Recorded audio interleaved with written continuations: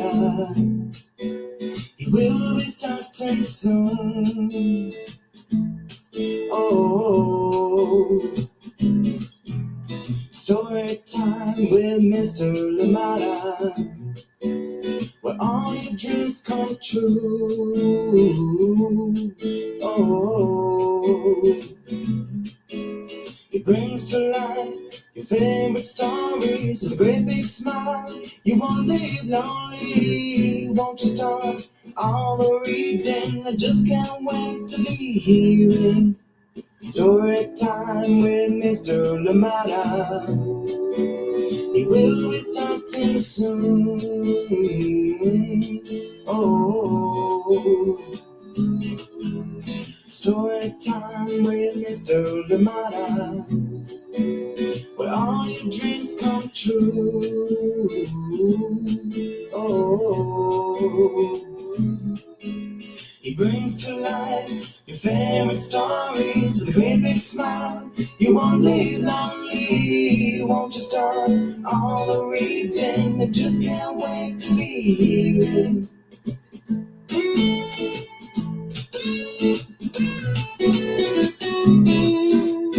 Good morning, and welcome to Storytime. Thank you so much for joining me. I am so glad that we're here together. Of course, appreciate the time that we get to spend together every single day. Thank you for being here. Thank you for taking the time to be here with us on Storytime. Thank you for making Storytime your community this morning, or indeed maybe evening or afternoon, depending on where you are today. Thank you so much for being here. Please, as always, let us know where you're joining in from. And if anybody else is joining in with you, please let us know they are there so we can say hi to them as well. It is a special day. It is a special week. And we have our first guest of 2024. Thank you so much for joining in Storytime today. Absolutely love it. This person is coming back to Storytime after being here first for Moonlight Memories, co-written or illustrating that one with co-created with Amanda Davis. And we know how sweet that one was. So cannot wait for today's book as we celebrate the Lunar New Year. Yes, Lunar New Year, a celebration of fun and family and fun coming right up with Michelle Jing Chan. So get ready for that one. Get ready for our guests today. If you have any questions, please prepare them and ask away, and we'll try and make sure that we get to all of them before we leave. And of course, if we miss any, we'll make sure that we get that information for you and bring it back. But there's lots to look forward to today. Michelle is here, and I cannot wait to introduce her to you. But you know that this week we've had amazing lineup, and this is our fourth book. Today's Thursday. Thank you for joining us, and we do have Lunar New Year, as mentioned, a celebration of family and fun. And of course, we kicked off the week with Forever or a Day from Sarah Jacobi, and then we went into Digging for Words from Angela Kunko and Paola Escobar. And then, of course, yesterday we had The Stuff of Stars, Marion Dane Bauer, and illustrations by Akua Holmes. You know you're in for a treat with all those amazing books. And of course, tomorrow we look forward to Heartstring. We know how hearts are connected no matter where you are, Storytime family. Thank you so much for being here with us today, and keep sending us your recommendations as well here to Storytime. Our guest today has created many wonderful books, and we'll be talking about them very, very shortly. But Michelle is here with us, joining us from Seattle, and that is some of the amazing work that Michelle has done. And we're finding out more of what she's been up to since the last time being here on Storytime. Thank you so much for joining us today. Absolutely love it. And remember too that on March 26th, another friend of Storytime will be here with us, and Marietta Apollonia will be joining us from Harvard, Massachusetts. Her brand new book, Wombat and the Family Tree, and this one she's author illustrating. It's her debut author illustration. Will be here on March 26th, so keep an eye out for that one. You can pre-order now. That one is available, or indeed let your librarians know that you would like to have that book and you'd like to have it as soon as it is out. Put a hold for it. let them know it is there. Thank you so much for joining us today. And as you know, too, February is not only the month of love, but it is indeed Black History Month as well. And here on Storytime, we will continue to highlight Black joy. We'll continue to highlight Black history, Black excellence, Black belonging, and of course, Black being every single day, not just in February. Thank you so much for being here with us today. Absolutely love the time we get to spend together. And indeed, I hope that you are well. Who is with us this morning, getting ready to enjoy a wonderful story? Thank you so much for joining us today. Megan, absolutely appreciate you. Good morning out there in sunny and warm Kentucky. I'm telling you, we've definitely switched places, Megan, because out here in Oakland, it is raining, pouring right as we speak right now. So starting yesterday too, we got a little break, a few days break, but it's been cold and rainy. And please be careful if you're driving out there. Be sure to check the weather, check the traffic. I know too, I was listening to the news in the morning, and the Bay Bridge, there's a likely long delay there. So if you're heading into San Francisco via the Golden Gate Bridge, you might want to check and just see if it is the right way to take. Thank you so much for being here with us. The sunrise was pink stunning this morning here. Thank you so much for sharing. Absolutely love it. And yeah, keep sharing those pictures as well if you love. If you, with your permission, of course, we can use them here as background on Storytime. Thank you so much for being here. Ari, good evening to you. I know you'll be catching us on later in the evenings. I hope that you are having a wonderful time at school. Miss having you here live, but of course, we're glad that you're having fun and of course, hopefully making new friends as well. Thank you so much for joining us here on Storytime. Wherever you're joining us from today, I hope that you enjoy Storytime. I hope that you enjoy the time that we get to spend with Michelle Jing Chan. And of course, too, we hope you enjoy the book that we have for you, Lunar New Year, a celebration of family and fun. Wherever you are, we hope that you are well. We hope that your loved ones are well. We hope that your pets, everybody is okay. This is Storytime for today. This is Storytime on this beautiful Thursday. I cannot wait to share the book that we have for you. But please join me on the other side of this short break when we introduce our guest for today, Michelle Jing Chan. I'll catch you in a little bit. Thank you so much for joining us here today. Hi, I'm Charlotte Chang, co-author of Bobo Loves Dumplings, Bobo's Colorful Chinese New Year, and Night Market Rescue. And this is Storytime with Mr. Limata. And that it is indeed. Thank you so much, Charlotte Chang, a mutual friend with Michelle Jing Chan. And please join me in welcoming to Storytime today, Michelle. Hi. Hi, thank you so much for having me. I love your theme song once again. I'm tapping my foot over here. Thanks to anyone who's tuning in today. Right. Oh, it's Tim Dixon just did an amazing job. I love it. And we had actually the Social Justice Children's Book Holiday Fair in December, and he performed it live. I was losing my mind. Yeah, it was so cool. That's fantastic. Yeah, his music is great. Yesterday I was singing another of his songs. It was stuck in my head. It's called Remember When, and I just kept humming it throughout the entire evening. I was like, oh yeah, this is. Oh, I gotta look that up. No, I'll share the link to that one for sure. The Soapbox Salute, but yeah, he's doing amazing work. And Michelle, shout out to Charlotte, by the way, and Marietta. Charlotte was in my debut group, and then Marietta's my agency sibling. So I'm looking forward to their books, and I got to read Charlotte's Night Market Rescue. So yeah, oh, awesome, yeah, and Marietta too. I mean, she's just doing amazing work, and Jack the Library Cat, and now we have Wombat and the Family Tree coming up as well. Yeah. So how is it for you? Because if you're in the debut writing groups, do you get to see some of these? Are you like critic partners? Do you get to see some of these books before they come out? And how is it for you when you actually, then see them in the world?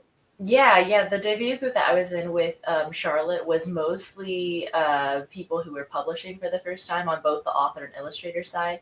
So we spent the whole year promoting each other's books. and leaving reviews and helping each other out through the whole debut process. Yeah. So as part of that, yes, we got to see advanced ERCs of each other's books, and that was very exciting. I felt very special to be like, when the book came out, see it in the stores and be like, I got to read that early. I know what that's about already.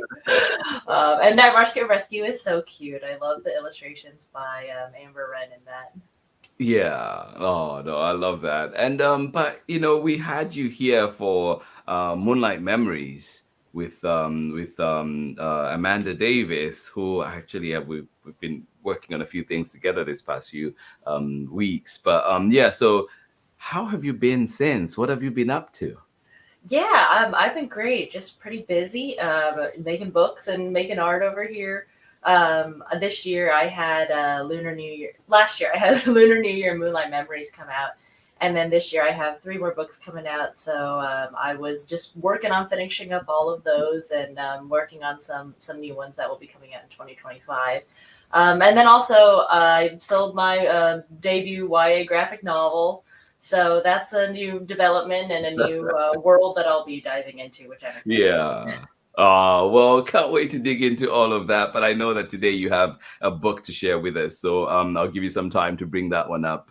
Sounds good. And yeah, so we can read it. But yeah, to everybody that's joining us here on Storytime today, you know that if you miss the Storytime live, you can always catch us at storytimewithmrlimata.com and Storytime with Mr. Limata on Facebook and YouTube. You can also catch us on Instagram. Follow us and see what else is happening. Thank you so much for joining us today. Absolutely appreciate each and every one of you. And again, just highlighting that this week we do have amazing lineup of books that we're sharing here. And of course, today we have Lunar New Year, a celebration of family and fun. We kicked off the week with Forever or a Day from Sarah Jacoby. We've had Digging for Words. Yes, the story of Jose Gutierrez and how and the library that he built. And then, of course, we had The Stuff of Stars, a beautiful illustration, beautiful poem indeed from Marion Dane Bauer, and of course, Akua Holmes. And then Heartstring coming up tomorrow. Thank you so much for joining us here on Storytime. And to remember that Marietta Apollonia will be joining us on Storytime here on the 26th of March, celebrating her brand new book, Warmbird and the Family Tree. So get ready for that as well. And yeah, thank you so much for being here. Who else is with us this morning? Megan, you're saying Ari will be so pumped to watch this later. Well, I am excited as well. Thank you so much. And we'll be getting started with our book very, very shortly. All right, Michelle, all yours. Are you able to? Yeah. Thank you. Thank you. Yeah, no, it's been. I'm excited to see all the amazing books coming out. Because you did say last time we talked, you had mentioned the 5 books at that point. Yeah, yes. Publishing is slow, as you know, so they're coming. But Right. No, absolutely love it. Let me just make a few adjustments here. But yeah, excited for this one. And I will go off camera, but I'm here with you if needed. And sounds good. Here we Thank go. you. All yours. Thank you. This is Lunar New Year, a celebration of family and fun. A big golden book by Mary Mancong, illustrated by me. And if anyone has a physical copy of this book, you can write your name in this iconic spot like they have in all of the big and little golden books.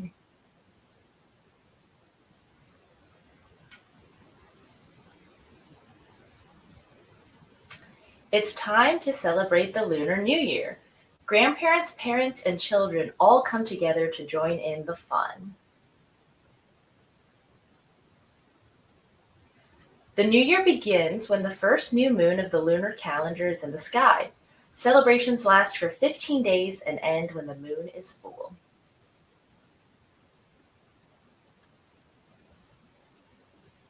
More than 1.5 billion people enjoy Lunar New Year festivities.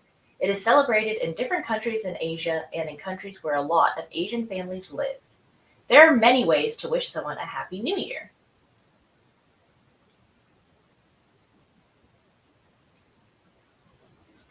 Every Lunar New Year is named for one of the 12 zodiac animals: rat, ox, tiger, rabbit, dragon, snake, horse, goat, monkey, rooster, dog, and pig. Each animal has a different personality, and the people born in that year of the animal are thought to have that personality.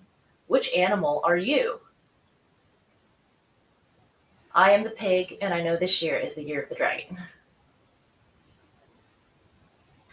Time to clean. In China, the tradition is to clean the house at least 2 days before the Lunar New Year.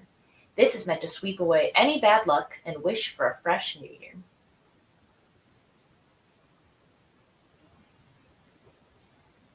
The color red is very important. It symbolizes luck and success. For the Lunar New Year, people wear red clothing and hang red decorations.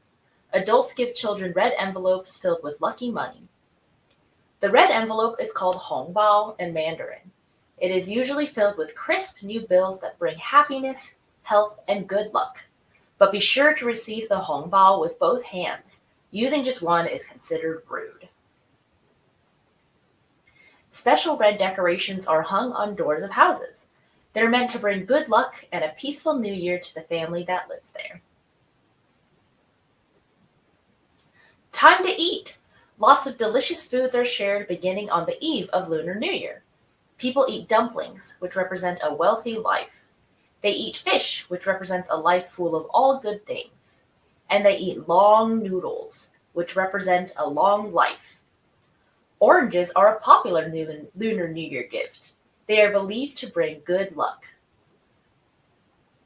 Legend has it that long ago, a beast with sharp teeth and horns would come to villages and eat people and livestock on the last day of Lunar New Year. Villagers discovered that hanging red lanterns and the noise that burning bamboo made scared the beast away. Pop, pop, pop. Today, the Lantern Festival is celebrated on the last day of the Lunar New Year celebrations. People hang glowing lanterns in their homes and light firecrackers to scare away evil spirits. Pop, pop, pop. And there are exciting parades. You may even see a colorful dragon or a dancing lion. Everyone makes noise with drums, cymbals, and gongs to frighten away evil spirits, bring good luck, and welcome the new year. Happy Lunar New Year!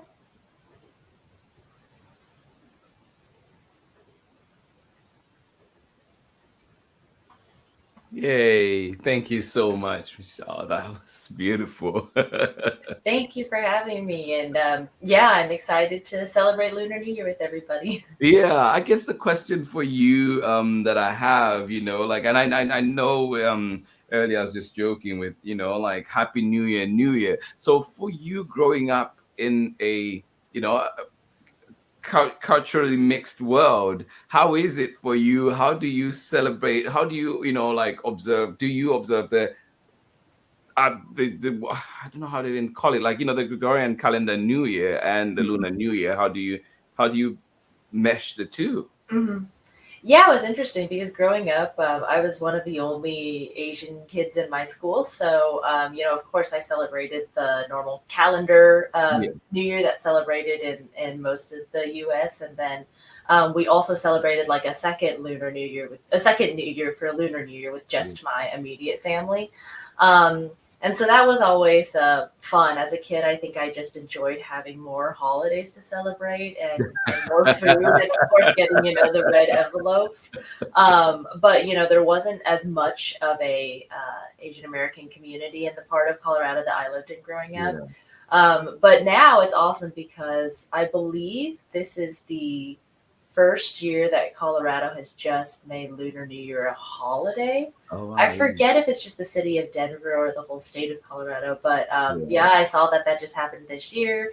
And there's like a much bigger sort of parade type thing and downtown Denver for that now with performances and vendors and whatnot. So it is very cool to see how that community has grown since when I was growing up. Right. No, and just like that's just how that representation matters, and which ties into what you're doing. Why was it important for you to take up this manuscript?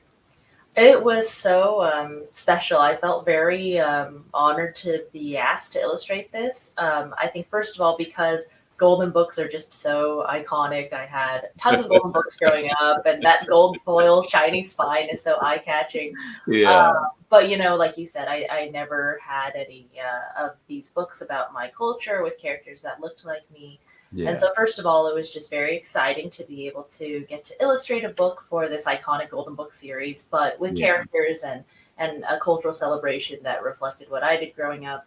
And then the second part that made it special was that this was the first golden book about Lunar New Year. So it was really cool to be part of that milestone. And I even modeled the family in the book to look like my family and me and my brother when we were kids. So that was also a very exciting little cameo.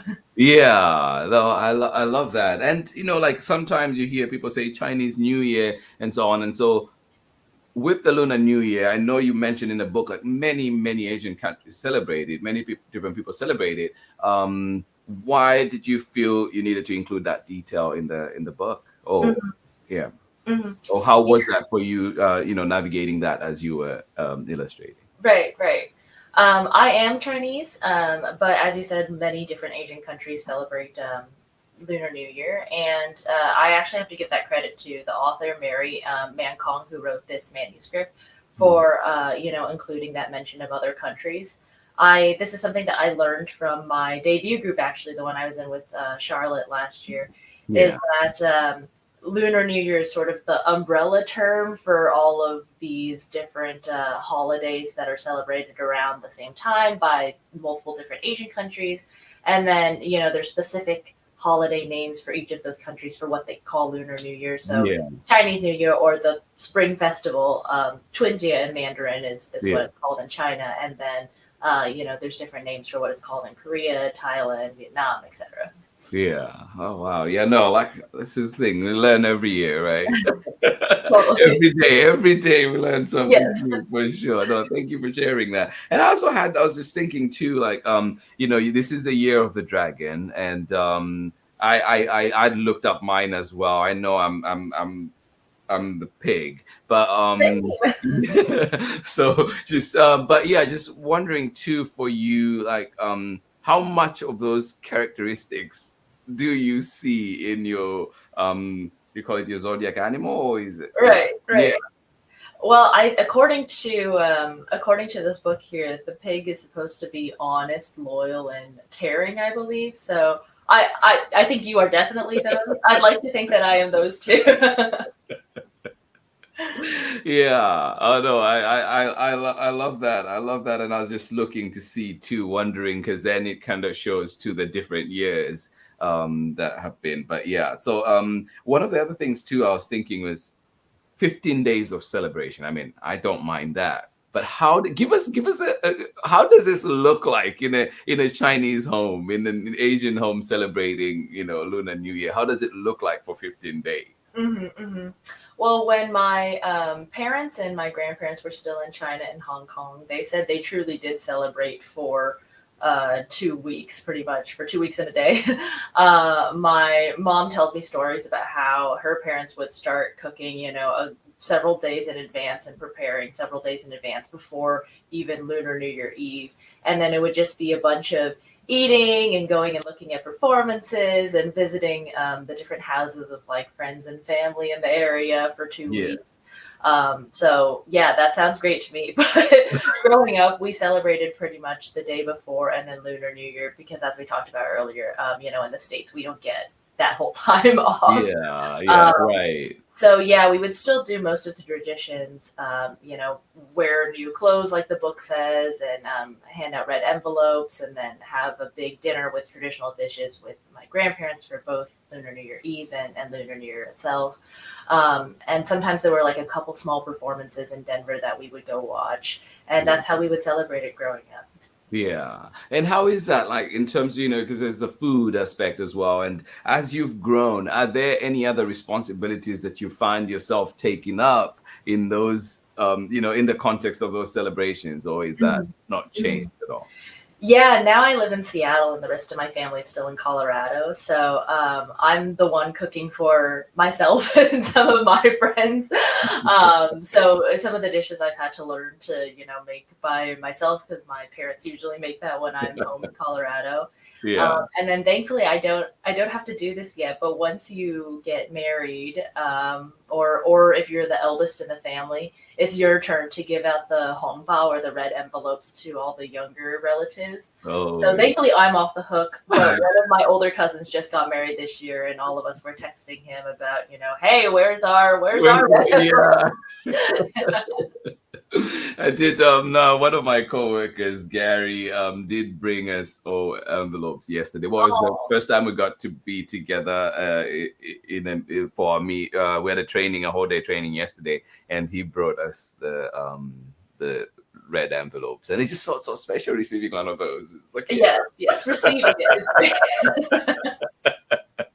Oh, and yes, thank you so much, Lauren, and of course, April, Alicia, Jemison, Lindley, and Finn out there in Orange County, and you saying thank you, Michelle, for sharing your beautiful new book. And if you have any questions, please do send them our way as well, and Michelle will definitely try and answer those. Thank you for joining us, and of course, Megan as well. We appreciate you. Thank you for joining us out there in Kentucky, sunny and warm. I'm so jealous. Thank you for being here. The sunrise was pink, stunning this morning. I hope that you get to enjoy many more beautiful sunrises like that. Just a reminder to everybody that is here with us, whether you're joining us live right now or indeed later on for the recordings, that we do have our special guest today, Michelle Jing Chan, joining us from Seattle, Washington, and celebrating, of course, her book, Lunar New Year, a celebration of family and fun. And of course, teaching us a little bit, sharing a little bit more about Lunar New Year. So, Michelle, you mentioned last year you had 2 books that came out. And this year you have, 2025, you have others that will be coming out. So how has it been with you, and which ones of these, have been, what are some of the challenges that you faced putting out these wonderful books that we can see on screen right now? Yeah, this year I have Mamie Tate Fights to Go to School, Stay Angry Little Girl, and Goodnight Sounds coming out this year in 2024. And at least of these 3, I think I could talk about the first one, Mamie, since that one's coming out in May. But this one has been a super interesting challenge because this was my first nonfiction picture book.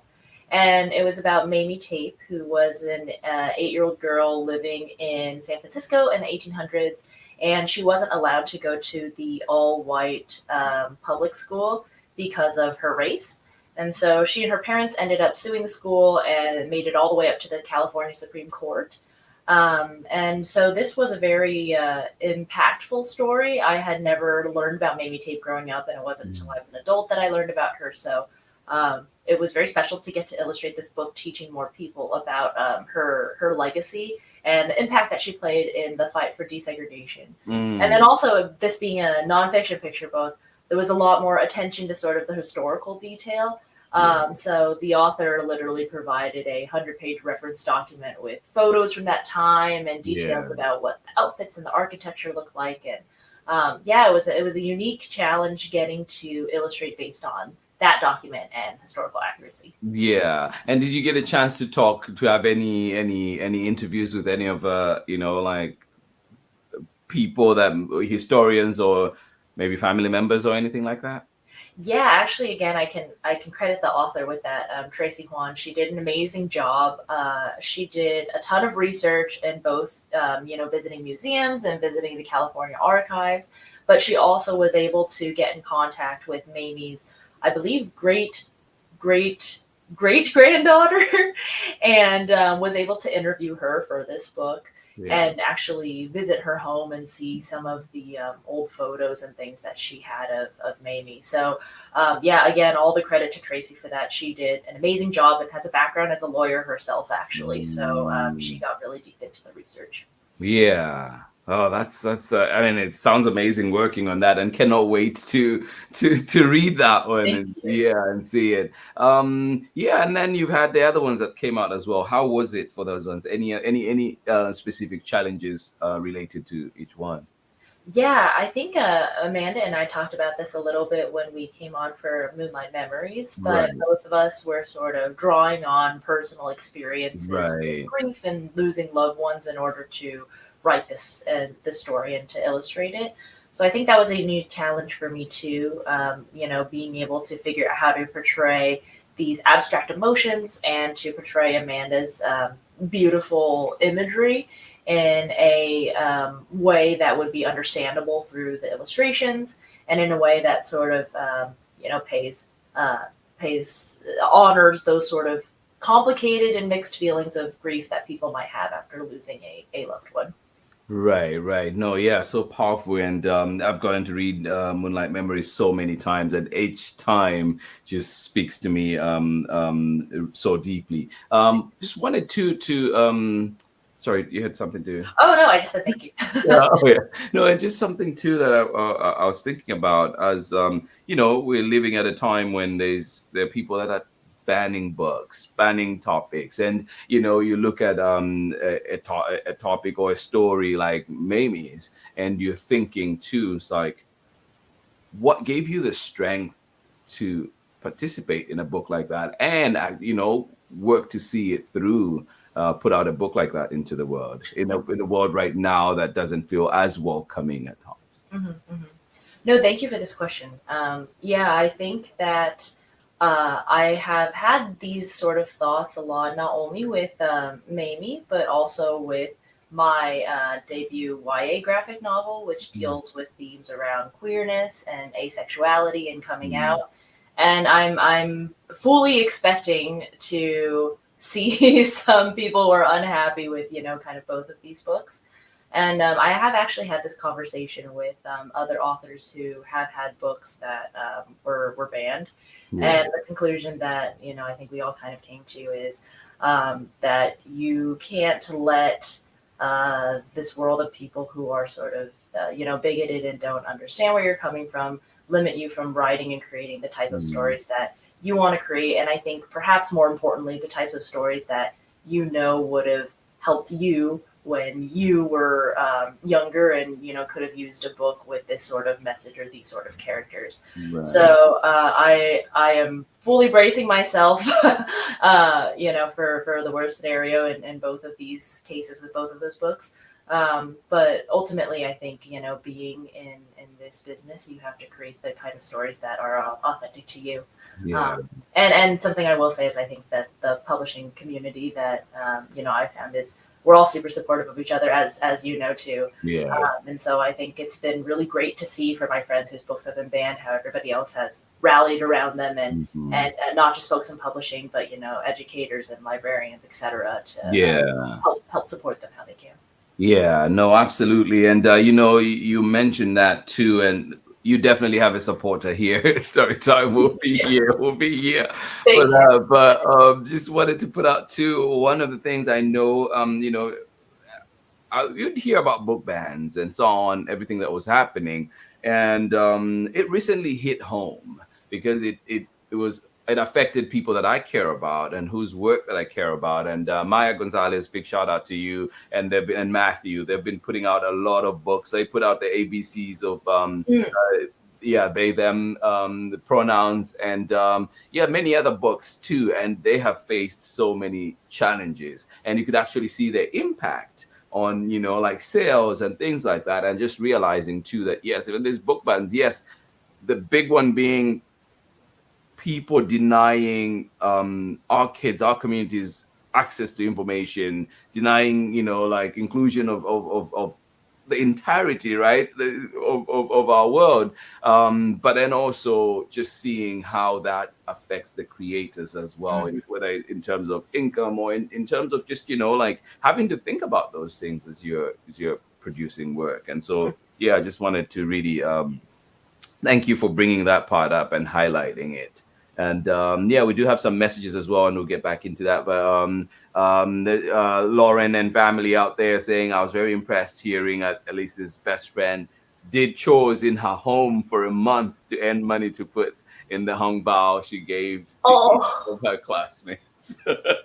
That's fantastic. I'm very impressed too, and her classmates are lucky to have a friend like her who she not older than them, but saved up to give them all the hongbao.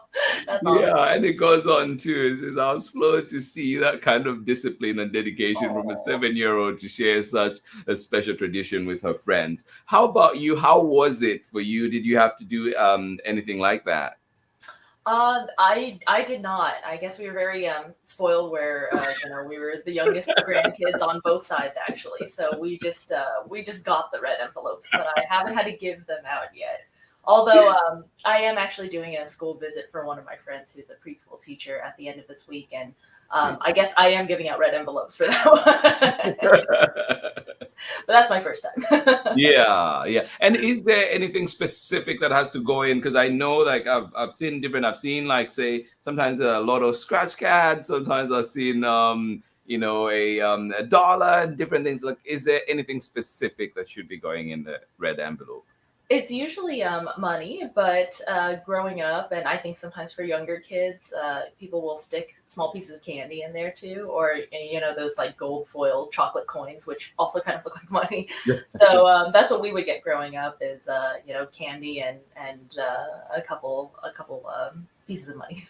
Yeah. Oh, yeah. Well, and I know too that with you mentioned in the book that as like the fireworks and the gongs and all of that are meant to scare away evil spirits and bring in good luck. And so for you, what is it? Is there something that you feel like you need to shake away as you get into this brand new year? And what is some of that, what are some things that you're wishing, for good luck? And Yeah, I think at least in Chinese culture, the Lunar New Year, as I mentioned earlier, is also called the Spring Festival, or Chunjie in Mandarin. And so I think for me, it's usually around the time that Seattle starts to get a little warmer too. So it feels to me a little bit like a spring awakening where things are starting to get warmer. Yeah. And I personally start to feel a little bit less lethargic because we're seeing the sun more and I'm able to go outside more and move around more instead of sitting here at my desk drawing all day. So I think for me, I just associate it with things getting warmer too, and spring, and being able to actually go outside, and you're starting to see like flowers come up a little bit, or neighbors planting things in their gardens. So I think the name Spring Festival for me is very fitting to what happens this time of year around Seattle. Yeah. Oh, that's awesome. And you mentioned, the desk, and you mentioned warmth. First of all, I want to talk about the warmth. Yesterday we were talking and you said Seattle was warm. Yeah. I do not agree. Yeah. It's all relative. Everybody here sees that it's a high 40s or low 50s, and they're like, break out the shorts, it's time for spring. No. And if you're hearing there's some background noise with me here, it's my heater. I do apologize. It can get loud. So, not all of us are saying the 40s are warm. So heater's running in the background. But yeah, so it was just funny when you mentioned that. I was like, no. It's all relative, right? And then you mentioned, the desk, just bringing it back to that as well. You've been working on all these amazing books that are coming out, that will be coming out, and that takes a lot of work, a lot of dedication. And I know that there's been a big change for you in the past few months, and now you're full on pursuing the illustration work or author illustration work. How is that for you? How was it? How did you get to that decision? And what are some, just walk us through that. How does one come to that decision? Yeah, it definitely wasn't easy. I think it was something that I was sort of, grappling with for the past year or so. But eventually it kind of got to the point where I felt like I was just spread so thin time-wise and physical health-wise for most of the past 2 years that I had been juggling, 2 jobs with my full-time job and then all of my publishing work. I had been having like chronic arm and back pain I think the worst it got was I had pain up through, my entire kind of drawing arm, and I was going to physical therapy and all of this. And so it was a combination of those health issues, and then also, being spread thin time-wise and feeling like, the quality of both my full-time job and my books are going to suffer if I continue to do this. Mm-hmm. So, I'm not quite sure how permanent of a change this will be. I feel like publishing can change so much, and it takes so long for books to come out. So I'm just trying to take it, a month, a day at a time. But ever since, just leaving my full-time job, I don't have arm pain anymore. I'm able to exercise more. And for the first time in like 2 years, I also don't have any back pain. So It's been very nice to feel physically better, and also to have the mental and creative energy to be in a better headspace to be making art and books. Right. No, we wish you plenty of those amazing sounding things, as better health, better fitness, everything going into this this new year, right? And and that's the thing too, like just appreciating opportunities like that where you may have an opportunity to be able to do that, but also just realizing, making that move and seeing all these amazing changes that happen, because we do wear ourselves thin on a daily basis. But so with that also being said, have you ever thought, or is there a possibility of seeing Michelle Jing Chan self-published book? Yeah, that's a great question. I think the cool thing about self-publishing these days is there's so many resources that I think are there to help support. I am not sure at this point. I never say never, so I'm not ruling it out. But again, I'm trying to get through the books that I have right now, and then we'll see. But I am illustrating for a self-published YA kind of queer romance, contemporary romance. Yeah. That's coming out soon, and I'll be able to talk about soon. So I'm excited to see what that process how that process is similar and also different from the traditional publishing world. Yeah, appreciate that. But yeah, cannot wait for that as well. And as we come to an end, just thinking about, excited for all the amazing things that you're doing. What messages would you have for those little girls that are growing up, whether they have an experience like yours growing up in Colorado, or whether they have an experience where, they're getting to share with their classmates their experience? Like, what is that message that you have? And, either for them from you, or, that you're trying to put out through the book? Mm-hmm, mm-hmm. Yeah, that's a great question. Well, I think, the title of the book is Lunar New Year, a celebration of family and fun. And I really do think that celebration can be an act of not only resistance, but also resilience in the face of things like book bans, like all of the, anti-Asian hate crimes that we saw during the pandemic. And so I think my message would just be that, that continue to celebrate and be proud of your culture and your traditions and where you come from, because celebration is an act of resilience and of resistance as well. Yeah, I love that. Thank you. And also just to the rest of us, that are looking in, that we might even go to that spring festival and participate. But what is it? What should we bring? How should we come into these celebrations? Yeah, I can, only kind of speak to at least a Chinese American perspective. And as we mentioned, there's tons of other cultures that celebrate Lunar New Year as well. But at least from that perspective, I would say wear red, as that's a lucky color.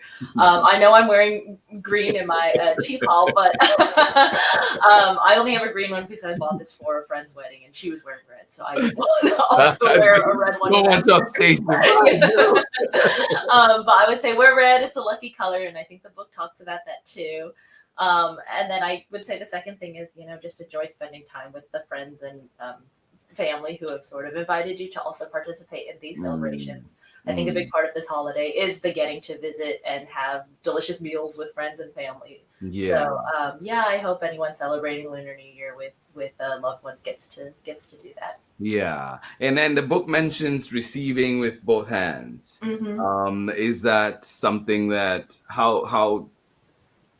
is that something that should be, people should be reminded, encouraged to do? Yes, totally. Yes, it's like a sign of respect to give and receive. Hongbao or things for Lunar New Year with both hands, and I think there's a symbolism in that too of welcoming the new year with open arms and with an open mind and heart. Yeah. Oh, thank you so much, Michelle. Really appreciate it. Before I let you go, though, too, well, one story. I remember one time receiving a copy. I was being handed a document, and I received it with my left hand. And my boss at the time was just so offended, like, and he didn't tell me, he didn't tell me directly, because he was my boss's boss. So he told my boss, he was like, tell Peter he cannot receive documents with his left hand and this and that. I was like, oh, but it was crazy because where I was sitting, he came in from my left hand side, and it was the only way I could. It felt the most natural way to do it, but culturally for him, and it was not. It was very disrespectful, but so my boss did share that, and of course we were more aware of that. And I was like, I wish, there'll be more time to share those things. Let us know. And so, because I was like, oh yeah, I'm being efficient. I'm receiving this as quickly as possible. But no, so you learn every time. But I noticed too that you've worked on a book with Madeline Ngo. I mean, that's working with like kids lit royalty right there. So, and I mean, you have amazing people. I love Amanda. I love so many, but I know that some of them are still young in the game, right? But here's Madeline Ngo. How was it, or how has it been? And is there anybody else that you love to work with? Yeah. Oh my gosh. Yeah. A Wrinkle in Time growing up was one of my all-time favorite books. I think I still have a copy. Yeah, I still have. This is my childhood copy of A Wrinkle in Time, and it has like my name written in the front when I was in elementary school. So one of my all-time favorite books. And this was a picture book that is written by her granddaughter, and it's inspired by a famous quote from A Wrinkle in Time. And I was absolutely floored when I got the offer for that, because like I said, it was like I grew up reading these books. She was one of my all-time favorite authors, and to get to work on a picture book inspired by her words was really, really special. So that comes out, I believe, in August, and I'm super excited for that too. Oh, yeah, no, that is amazing. Congratulations on that. Thank you. Thanks so much. Is there anybody else that you would love to work with, or whose work you admire? Yeah. I would also love to work with Joanna Ho someday. Actually, Eyes That Kiss in the Corners, which was her book with her and illustrator Zung Ho, was the book that made me want to become a picture book illustrator myself. So, maybe someday Joanna creators, but I would love to work with her. Yeah, that's awesome. Well, we hope that the good luck of this year keeps those good things coming and flowing your way. Wishing you the best working full-time illustrating and doing kids literature, and also with your YA book. All the best with that. And then too, like just everything that is coming, I hope that to continued better health, improved health, much more enjoyable life. Thank you so much for joining in. And yes, from this pig year of the pig to another, right? I see some of the years in here. I think there's 1995, there's 1923, 1935. I think that's the year I was born, 1935. No. You don't look a day over. The year of the pig is the best. We don't age. We don't age. No. That's right. 1947, 1959, 1971, 1983, 1995, 2007, 2019, 2031. It'll be a while. Yeah, and 2043 is one of the last ones listed. But yeah, so I hope that everybody out there, do your year, right? Look it up and let us know. You can always leave the messages below the videos, and we'll be able to see them. I always get notifications, so always be able to see them. But this has been Story Time today. This has been a wonderful edition of Storytime with our guest coming back to Storytime for the second time, and hopefully not the last. Michelle Jing Chan joining us today. And remember too that you can find Michelle at michellejingchan.com, at Michelle at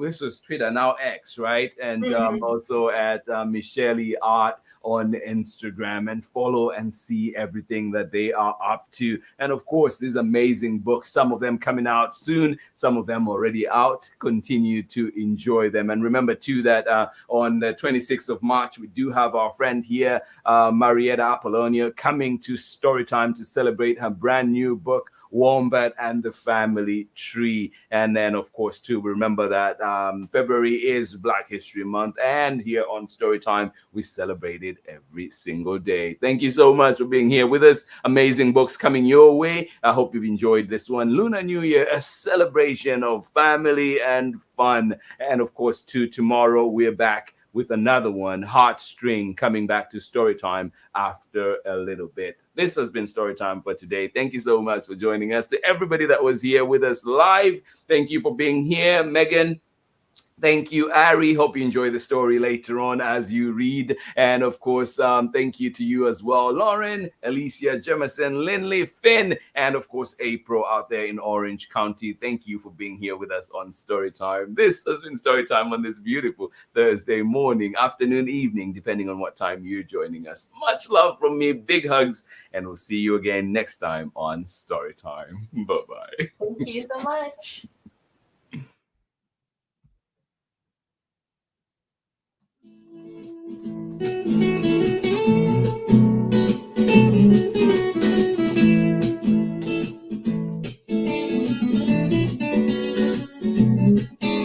Story time with Mr. Limata. He will be starting soon. Oh, story time with Mr. Limata, where all your dreams come true. Oh, he brings to life your favorite stories with a great big smile. You won't live lonely, won't you start all the reading? I just can't wait to be hearing story time with Mr. Limata. He will be starting soon. Oh, story time with Mr. Limata, where all your dreams come true. Oh, he brings to life your favorite stories with a great big smile. You won't live lonely, won't you start all the reading? I just can't wait to be hearing. I live right here in my neighborhood. Read me all of the stories. Read me all of the stories. Some of people who look like me, others very different from the way that I look and think. Read me all of the stories. Read me all of the stories. Some stories from far away, others right here in my neighborhood. Story time. Ooh. Story time.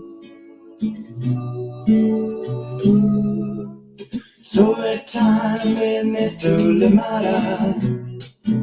He will be starting soon.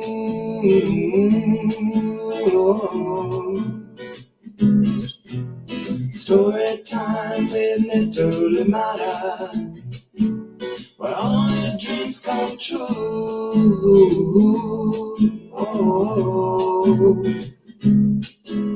he brings to life your favorite stories with a great big smile. You won't live lonely, won't you start all the reading? We just can't wait to be hearing.